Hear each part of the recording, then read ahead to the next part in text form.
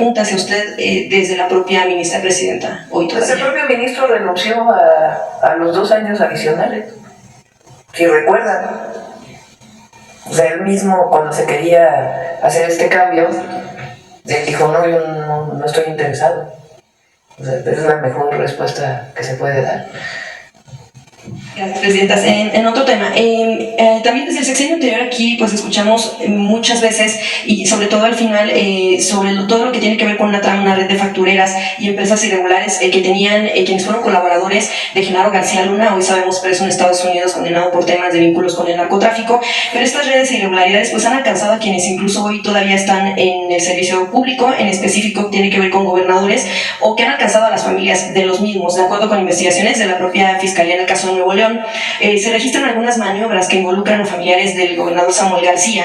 El vínculo es la firma Lergar, de la cual es accionista mayoritaria Rosario Asenat, la media hermana del gobernador, como le mencionaba, que alcanzan a redes que tienen que ver con familiares o en algunos casos directamente. Esta firma también involucra a Víctor Manuel Álvarez Puga, quien sabemos que en el gobierno de Enrique Peña Nieto pues cometió delitos y hoy es prófugo de la justicia, con una red que se va tejiendo y que muchas apuntan hacia Genaro García Luna. Hay miles de transferencias que pueden dar pues cuenta de este tipo de cosas.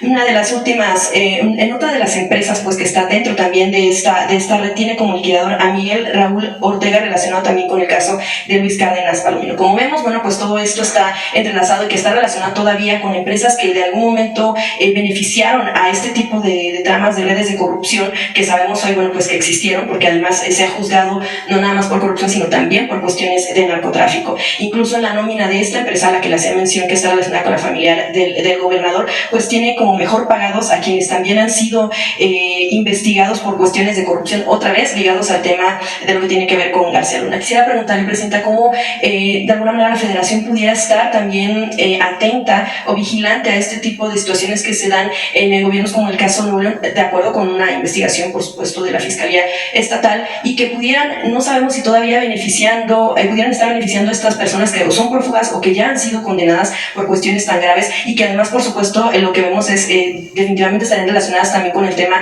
de que estarían financiadas por el erario en alguna parte, porque en algún momento también la revista Proceso ha dado cuenta de algunas de las empresas que han beneficiado al gobernador y a sus propios familiares. ¿Está la Federación atenta a este tipo de vigilancia? ¿Pedirá información a la Fiscalía Estatal para ver de qué está tratando, sobre todo por el cuidado al presupuesto público? Pues es un asunto de la Fiscalía, ¿no? Si tienen pruebas y tiene información suficiente, pues las fiscalías tienen su autonomía, ¿no? Entonces, si hay información, pues que esté la información y que se proceda. Que no se haga esto de un asunto político. Si es un asunto administrativo, jurídico, penal, pues que se quede en ese ámbito, ¿no? ¿Que apunte hacia gobernadores? Sí, pues la Fiscalía tiene la información, si es que realmente tiene la información. Ahora, es relevante que sepan ustedes y quienes nos escuchan que uno de los... Fíjense, hay varios casos de factureras que se presentaron a través de la Fiscalía General de la República. Regreso a los jueces. Que se presentaron a través de la Fiscalía General de la República denuncias y el juez niega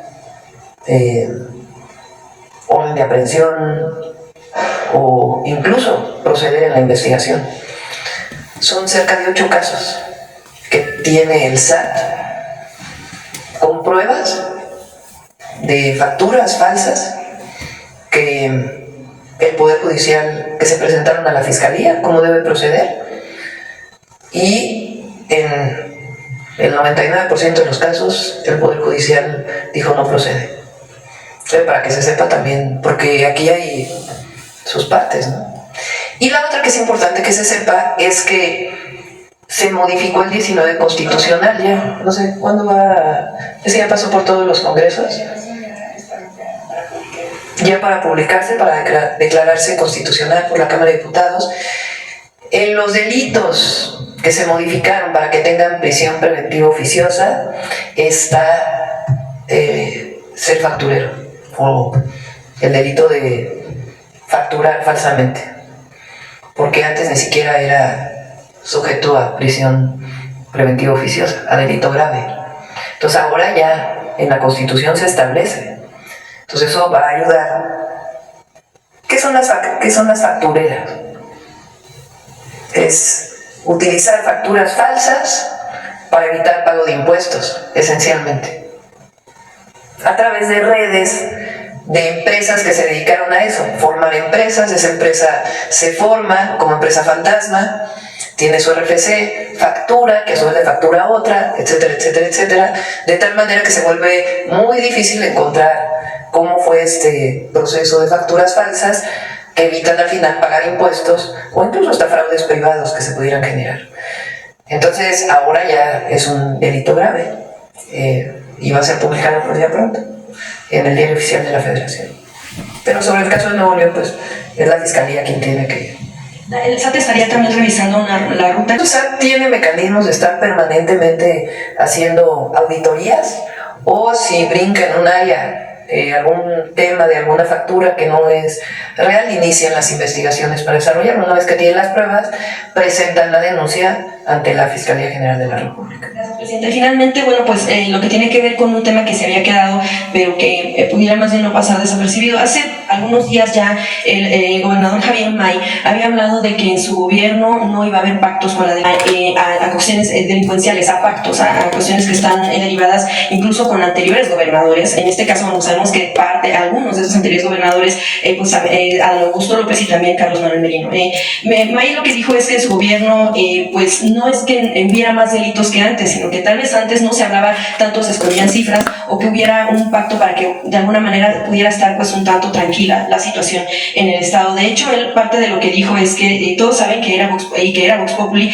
que quién comandaba la barredora en esa entidad, incluso lanzó la pregunta, aún no lo sabemos. Decía, bueno, se daba cuenta de que cuando era gobernador Adán Augusto López, pues se entregó la Secretaría de Seguridad y también la Policía Estatal a personas que estaban relacionadas con cuestiones de delincuencia. De hecho, uno de ellos, tiempo después, precisamente por el tema de la violencia, tuvo que renunciar al cargo. Y esto, bueno, pues con información también derivada de lo que tiene que ver con la defensa nacional respecto de investigaciones que hizo en torno a pues los hilos que llevaban a esas tres personas que estaban relacionadas con la delincuencia. Yo quisiera preguntarle, presidenta, si en efecto, bueno, pues ustedes como gobierno federal, como ejecutivo, tienen información del origen de este tipo de situaciones de violencia que se dan, sabemos que en varios estados, pero en este caso, como se habían dado algunos actos de violencia en Tabasco, ¿qué respuesta daría a este tema de los pactos, de si habían anteriores gobiernos, de qué tan lejos estaban esos gobiernos actualmente, y qué pasa con la diferencia, por ejemplo, que menciona el gobernador May, de que antes había y que ahora le toca a él y decir, pues no hay pactos, pero pasan esas cosas? No tengo información de que Adán Augusto, cuando fue gobernador de Tabasco, haya hecho un acuerdo, ni lo creo tampoco. Lo que sí hubo en el sexenio anterior, ya con Merino como gobernador, es que él toma la decisión cuando empiezan a subir los delitos en Tabasco de separar al entonces secretario de Seguridad. Y después se abren distintas investigaciones, que en todo caso, si las investigaciones llegaran a algún servidor o alguien que fue funcionario público, pues se procedería.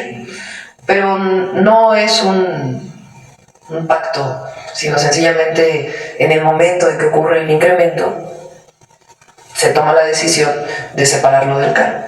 Así fue con el anterior secretario de Seguridad Pública de Tabasco, y hoy se está colaborando mucho. Está un general retirado de secretario de Seguridad, ya desde antes de que llegara Javier al gobierno del estado, y se está colaborando con la Secretaría de Seguridad y Protección Ciudadana y con la Fiscalía del Estado y la Fiscalía General de la República, igual que en otras entidades. Sí, bueno, bien, lo que tiene que ver con eso, pedir información del gesto, sobre todo vía el Centro Regional de Fusión de Inteligencia en el sur, y esto aunado también al llamado que hace usted, que hizo ayer en torno a que los gobernadores deben asumir la responsabilidad de la seguridad, saber pues un poco más a detalle, pues no como tal señalar quiénes pudieran ser, pero si tienen información de cómo ha sido entonces la asistencia a estas mesas de seguridad que hacen por las mañanas, también esta situación de qué tanto usted considera que los gobernadores pudieran estar delegando esta responsabilidad tan importante que tiene que ver con la seguridad. Gracias.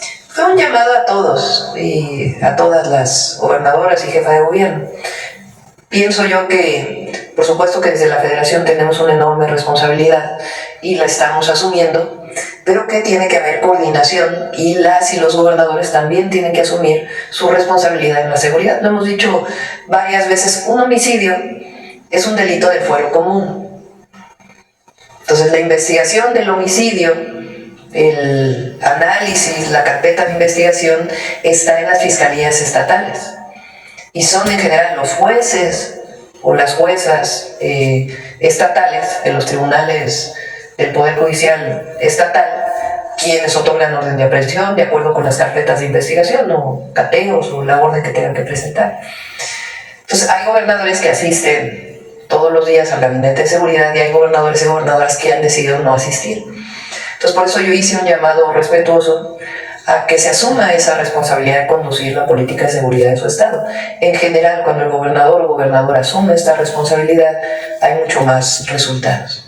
Entonces, por supuesto, son elegidos y elegidas por el pueblo y ellas toman sus propias decisiones, pero por eso dije es una sugerencia respetable a todos, para que asuman la responsabilidad de la conducción de seguridad. Hay estados con menos delitos que a lo mejor tienen ya una estrategia y consideran que no es necesario, pero creo que particularmente en aquellos estados en donde hay alta incidencia delictiva, pues tiene que asumirse esa responsabilidad. Pues depende de cada uno de ellos y ellas cómo asuman esta responsabilidad. Yo fue un llamado respetuoso. A ver por acá.